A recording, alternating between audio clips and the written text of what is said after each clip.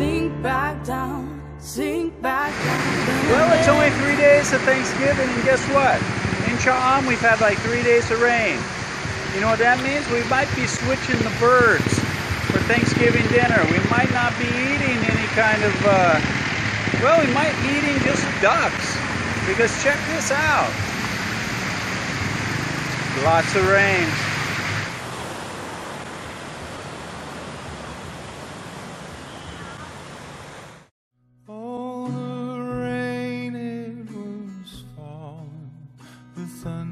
Hey, JC here. If you like that video, make sure to give us a thumbs up and subscribe to our channel here. Also, we have another video up here you're going to be really interested in watching as well. And if you're looking for all the details of how to retire in Thailand in one place, plus a group of people to support you, check this out over here. Give it a click.